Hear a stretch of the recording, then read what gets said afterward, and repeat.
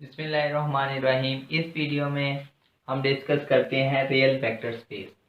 ये हमारे पास linear algebra में बहुत इंपॉर्टेंट टॉपिक है।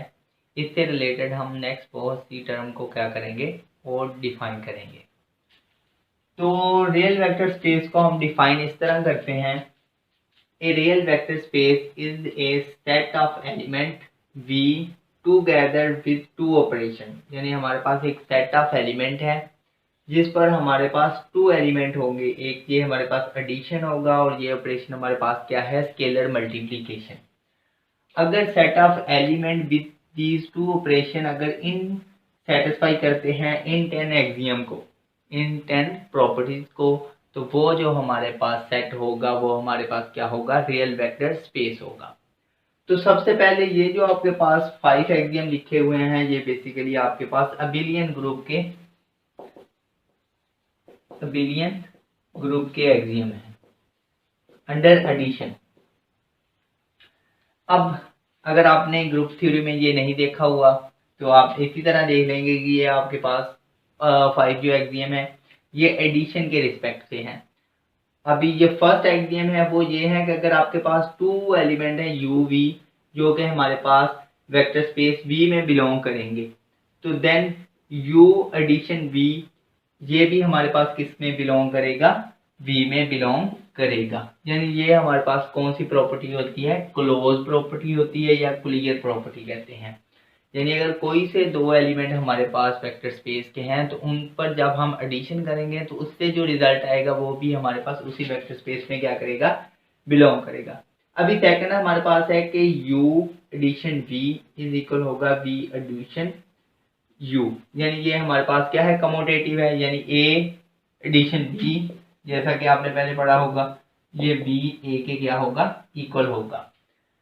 अब थर्ड हमारे पास एसोसिएटिव प्रॉपर्टी है, यानी u एडिशन, पहले आप ये वाला प्रोसेस करें v एडिशन w और देन आप ऐड करें u। अब इसमें क्या है, पहले आप u एडिशन v करें देन एडिशन करें w को, तो ये आपके पास क्या आना चाहिए, इक्वल। यानी ये आपके पास कौन सी प्रॉपर्टी है, एसोसिएटिव। अभी नेक्स्ट ये आपके पास है कि आपके पास आइडेंटिटी एग्जिस्ट करती होगी v में। अब आइडेंटिटी किस तरह होगी कि जब u को ऐड करेंगे 0 में तो, और या 0 को ऐड करेंगे u में, तो आपके पास वही रिजल्ट, वही v जो एलिमेंट आपके पास v का होगा वही आएगा।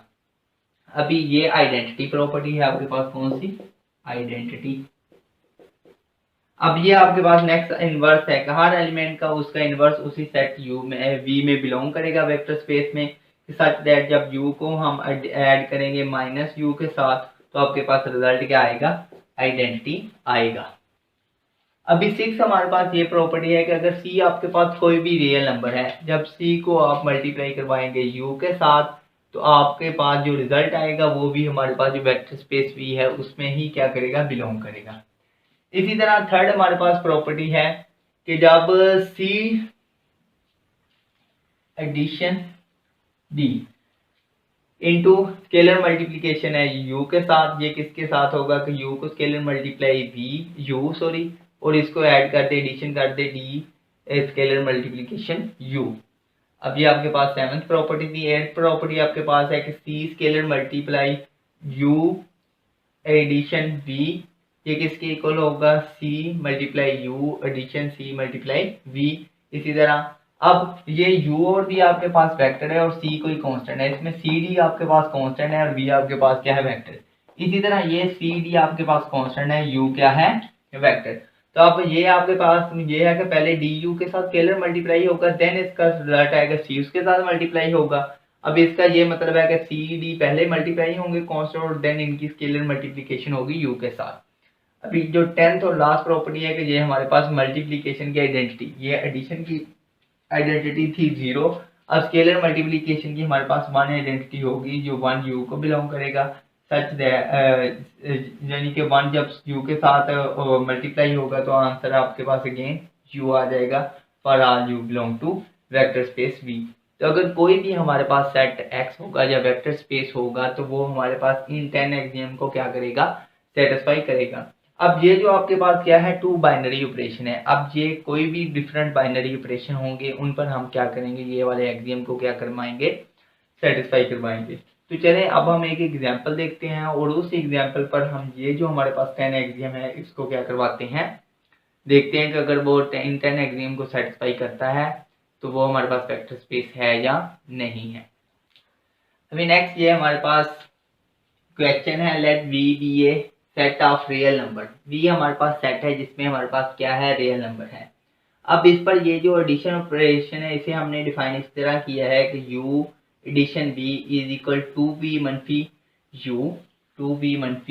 u एंड जो स्केलर मल्टीप्लिकेशन है ये हमारे पास है c multiply u is equal C U, यानी ये आपके पास जो सिंपल मल्टीप्लिकेशन है वो है, लेकिन एडिशन इस तरह हमने डिफाइन की हुई है कि u addition b is equal to v मनफी u।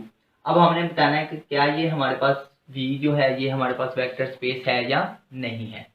तो चले सबसे पहले हम डिफाइन करते हैं। इस पर हमने क्या करना है, वेक्टर स्पेस के लिए जो हमारे पास 10 एक्सियम है वो हमने देखना है कि क्या वो सेटिस्फाई होते हैं या नहीं। तो चलें सबसे पहला हमने कौन सी प्रॉपर्टी चेक करनी है कि u एडिशन v वो बिलोंग करना चाहिए हमारी वेक्टर स्पेस में। अब वेक्टर स्पेस में हमारे पास रियल नंबर है। चलें u हम लेट कर लेते हैं कि u हमारे पास है। सो u एडिशन v हमारे पास क्या डिफाइन है, ये हमारे पास है 2v मनफी u और ये हमारे पास बिलोंग करेगी वेक्टर स्पेस v में। तो ये हमारे पास क्या है, क्लोज, यानी जो फर्स्ट हमारे पास एक्सियम है वो क्या हो रहा है, सेटिस्फाई हो रहा है, क्योंकि इससे हमारे पास रियल नंबर आएगा और रियल नंबर ही हमारे पास क्या होंगे, वेक्टर स्पेस में बिलोंग करते हैं। सेकंड हमारे पास होती है कि हमने देखना होता है कमोटेटिव, यानी कि u एडिशन v क्या ये इज इक्वल है v एडिशन u के। तो अब ये देखिए जब u एडिशन v करते हैं तो आपके पास रिजल्ट क्या आता है, 2v मनफी u, और जब ये आप करेंगे तो यहाँ आपके पास आंसर क्या आएगा, 2u मनफी v। अब ये दोनों आपस में इक्वल नहीं है क्योंकि यहाँ आपके पास क्या है 2v मनफी u और यहाँ आपके पास क्या है 2u मनफी v। अब ये दो आपस में इक्वल नहीं है, यानी ये आपस में कम्यूट नहीं कर रहे हैं। तो मतलब अगर हमारे पास 10 एक्सियम में एक भी एक्सियम सेटिस्फाई ना हो तो वो हमारे पास कमोटेटिव वेक्टर स्पेस नहीं